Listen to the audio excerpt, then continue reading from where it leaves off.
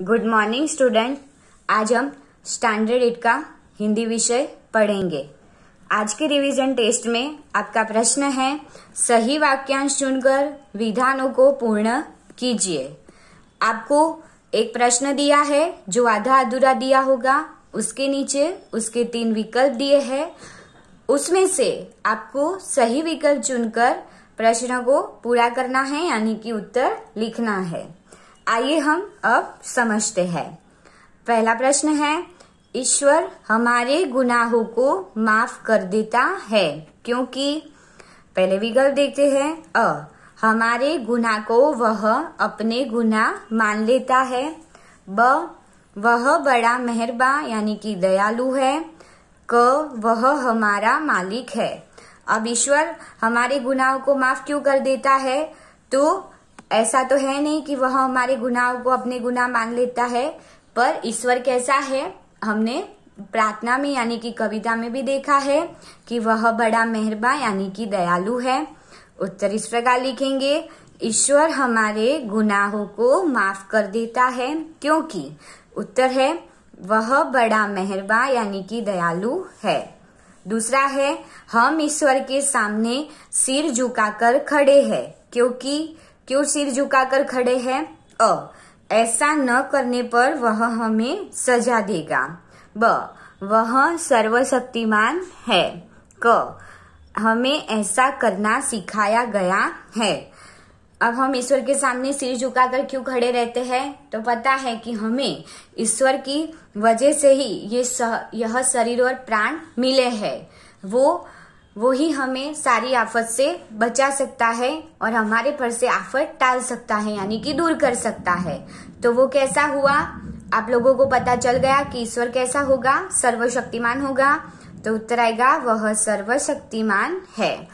उत्तर इस प्रकार लिखेंगे, हम ईश्वर के सामने सिर झुकाकर खड़े हैं क्योंकि वह सर्वशक्तिमान है। आगे का प्रश्न है, हम ईश्वर से प्रार्थना करते हैं कि। क्या प्रार्थना करते हैं? वे लोगों पर अपनी कृपा दृष्टि बनाए रखे।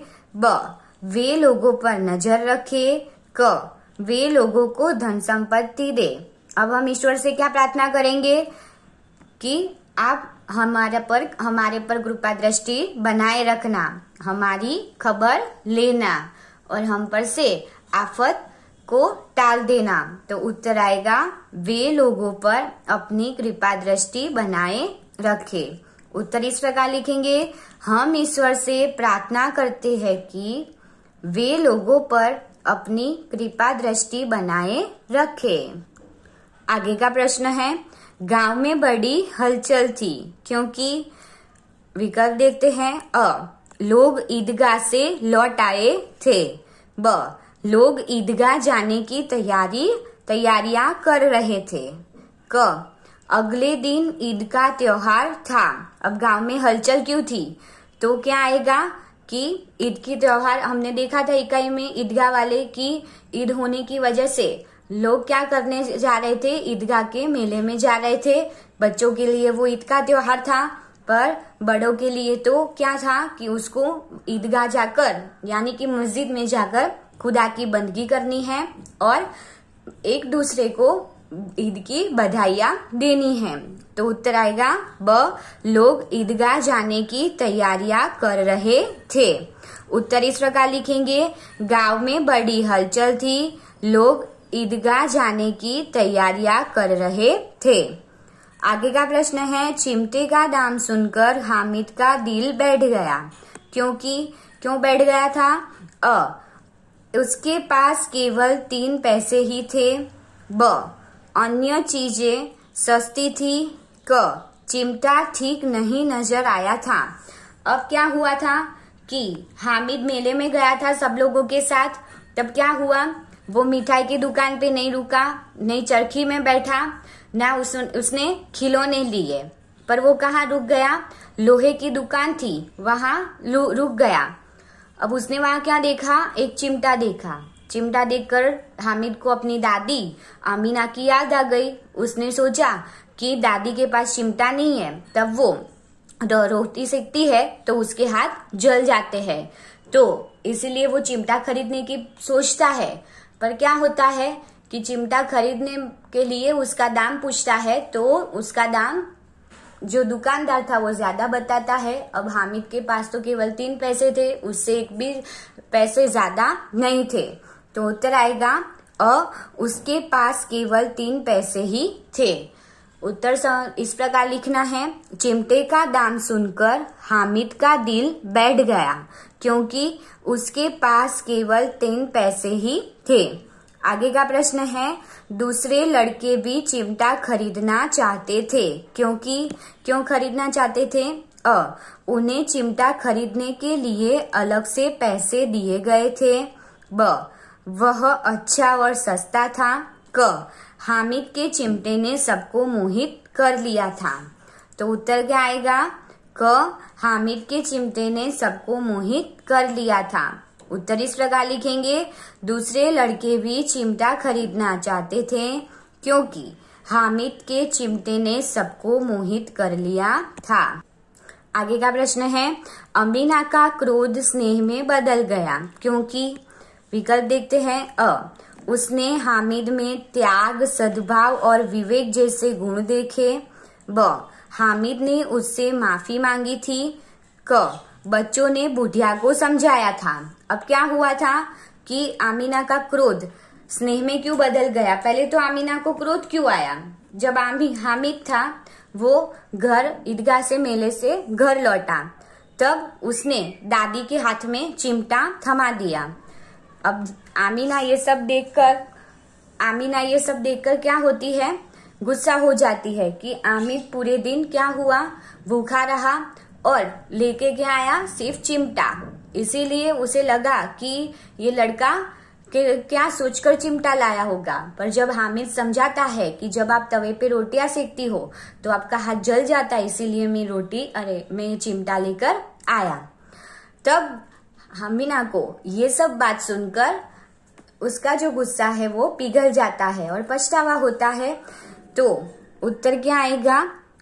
उसने हामिद में त्याग, सद्भाव और विवेक जैसे गुण देखे। उत्तर इस प्रकार लिखेंगे, आमीना का स्नेह क्रोध में बदल गया क्योंकि उसने हामिद में त्याग, सद्भाव और विवेक जैसे गुण देखे।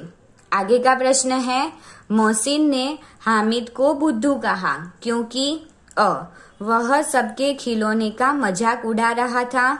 ब, उसने चिमटा खरीदा था। क, उसने चिमटे को बंदूक की तरह कंधे पर रखा था। अब मोहसिन ने हामिद को बुद्धू क्यों कहा था? तो क्या आएगा उत्तर? ब, उसने चिमटा खरीदा था। अब क्या हुआ था? सारे बच्चों ने भिश्ती है, वकील है, पहरेदार है या तो न्यायाधीश है, इस प्रकार के सिपाही है, इस प्रकार के खिलौने खरीदे थे। पर हामिद ने क्या खरीदा? चिमटा खरीदा।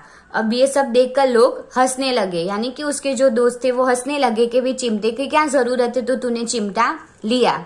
इसीलिए मोहसिन ने हामिद को बुद्धू कहा। तो उत्तर आएगा, मोहसिन ने हामिद को बुद्धू कहा क्योंकि उसने चिमटा खरीदा था। आगे का प्रश्न है, अमीना का दिल कचोट रहा था क्योंकि हामिद को मेले में अकेले भेजना उसे अच्छा नहीं लगता था।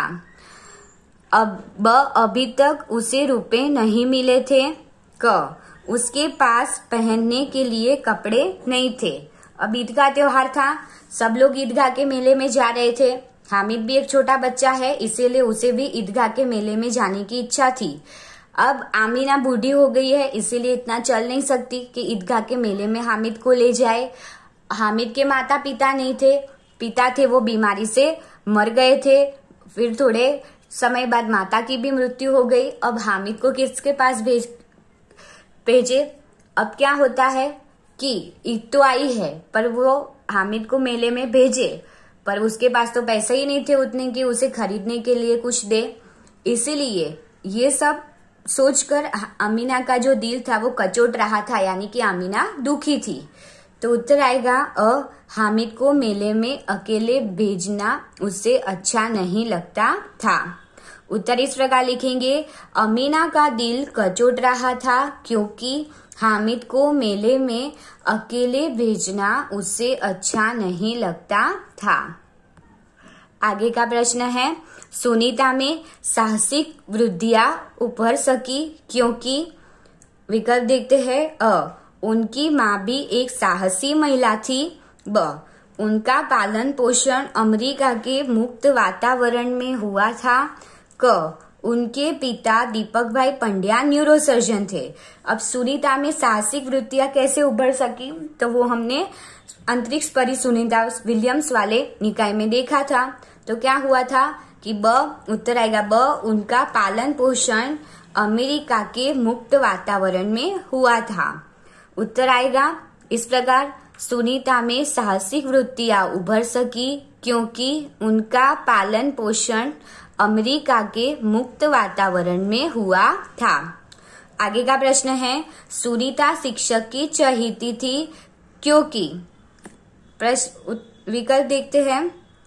अ, उसके डॉक्टर पिता कौन थे, दीपक भाई पंड्या जो न्यूरोसर्जन थे, तो उसके डॉक्टर पिता ने शिक्षक की बीमारी दूर की थी। ब, वह उसकी बेटी की प्यारी सहेली थी। क, वह पढ़ाई के साथ साहस भरे खेलों में भाग लेती थी। अब सुनीता शिक्षक की चहेती क्यों हो गई, तो उत्तर आएगा क, वह पढ़ाई के साथ साहस भरे खेलों में भाग लेती थी। आगे है, कल्पना चावला और सुनीता विलियम्स की रुचियां अलग थी, यानी कि दोनों के शौक अलग थे, दोनों की सोच अलग थी, पर दोनों में सिमिलैरिटी क्या थी वो लिखना है। अ, भारतीय होना उन्हें एक सूत्र में पिरोता था। ब, दोनों अमेरिका में रहना पसंद करती थी। क, कपड़ों के बारे में उनकी पसंद एक सी थी। अब दोनों क्या थी, भारतीय थी, तो उत्तर आएगा भारतीय होना उन्हें एक सूत्र में पिरोता था। आगे का प्रश्न है, कवि ने धरा के सपूतों को अमर बताया है क्योंकि अ, उन्होंने मृत्यु को जीत लिया है। ब, इतिहास में सदा के लिए उनका नाम रहेगा। क, उनकी मृत्यु बहुत देर से होगी, जब गुलामी के बाद स्वतंत्रता का नया सवेर आता है, यानी कि हमें स्वतंत्रता मिलती है। फिर कवि ने क्या किया था कि धरा के जो सपूत है, यानी कि धरती के सपूत, अच्छे पुत्र, अभी हम अच्छे पुत्र किसे कह सकते हैं, धरती के हमारे आर्मी वालों को, हमारे सैनिकों को, जवानों को अच्छे पुत्र कह सकते हैं, क्योंकि वो क्या करते हैं, हमारे और हमारे देश की रक्षा करते हैं। इस तरह ये सपूतों का काम क्या था कि जो देश में गुलामी के बाद नया सवेर आया है, तो उसे देश की व्यवस्था ठीक करनी है। जो लोग गुलामी के बंधन में जकड़े हुए थे, उनमें से वो गुलामी का डर दूर करना है, तो उसे इसीलिए अमर क्यों बताया गया है, तो उत्तर आएगा ब, इतिहास में सदा के लिए उनका नाम रहेगा। उत्तर इस प्रकार लिखेंगे, कवि ने धरा के सपूतों को अमर बताया है क्योंकि इतिहास में सदा के लिए उनका नाम रहेगा। आगे का प्रश्न है, ज्ञान दीपक के समान है क्योंकि, क्यों, तो उत्तर लिखेंगे, पहले विकल्प देखते हैं फिर उत्तर लिखेंगे। अ, मनुष्य के मस्तिष्क की रचना दीपक जैसी है। ब, उसे पाने के लिए परिश्रम के तेल की जरूरत पड़ती है। क, वह अज्ञान का अंधेरा दूर करता है। अब ज्ञान दीपक के समान क्यों है, यानी कि शिक्षा, तो क्या आएगा कि क, वह अज्ञान का अंधेरा दूर करता है, यानी कि हमारे मन में बुरे विचार है, जो अज्ञान है, उसे दूर करने का काम कौन करता है, ज्ञान। ज्ञान यानी शिक्षा, पढ़ाई, क्योंकि पढ़ाई करके ही हम कुछ नया जान सकते हैं और अपना जो लक्ष्य है उसे पा सकते हैं। पर इसके लिए क्या करनी पड़ेगी, पढ़ाई करनी पड़ेगी और पढ़ाई के साथ जी तोड़ मेहनत करनी पड़ेगी। तो उत्तर लिखेंगे क, इस प्रकार लिखना है, ज्ञान दीपक के समान है क्योंकि वह अज्ञान का अंधेरा दूर करता है। आगे का प्रश्न है, हम जिस भाषा में सोचते हैं उसी में क्या करते हैं वो लिखना है। पहले विकल्प देखते हैं। अ, स्वप्न देख सकते हैं। ब, अपनी बात सहजता से व्यक्त कर सकते हैं। क, मित्रों से वार्तालाप कर सकते हैं। वार्तालाप यानी बात। अब हम जिस भाषा में सोचते हैं, सब लोगों के घर की अलग अलग भाषा होगी, कोई गुजराती बोलता होगा या कोई हिंदी बोलता होगा। तो हम जिस भाषा में सोचते हैं उसी भाषा में हम अच्छी तरह से दूसरे वाले को समझा सकते हैं या अपनी बात रख सकते हैं। तो उत्तर आएगा ब, अपनी बात सहजता से व्यक्त कर सकते हैं। उत्तर इस प्रकार लिखेंगे, हम जिस भाषा में सोचते हैं उसी में अपनी बात सहजता से व्यक्त कर सकते हैं। आगे का प्रश्न है, लक्ष्य निर्धारित करने का तात्पर्य है कि, क्या तात्पर्य है? आप घर के बड़ों की रुचि के अनुसार पेशा चुन ले। ब, आप अपने पारिवारिक व्यवसाय को अच्छी तरह समझ ले। क, आप क्या बनना चाहते हैं इसे निश्चित कर ले। हमने देखा था कि लक्ष्य निर्धारित करना यानी कि हमें आगे फ्यूचर में क्या बनना है बड़े होकर, वो डिसाइड करना यानी कि लक्ष्य निर्धारित करना। तो उसका तात्पर्य यानी कि अर्थ क्या है वो बताना है। तो क्या आएगा? क, आप क्या बनना चाहते हैं इसे निश्चित कर ले। उत्तर इस प्रकार लिखेंगे, लक्ष्य निर्धारित करने का तात्पर्य है कि आप क्या बनना चाहते हैं इसे निश्चित कर ले। आगे का प्रश्न है, विकास स्वयं जनसंख्या वृद्धि रोकने की क्या है? अचूक औषधि है। ब, प्रक्रिया है। क, एक युक्ति है। तो उत्तर आएगा अचूक औषधि है। उत्तर इस प्रकार लिखेंगे, विकास स्वयं जनसंख्या वृद्धि रोकने की अचूक औषधि है।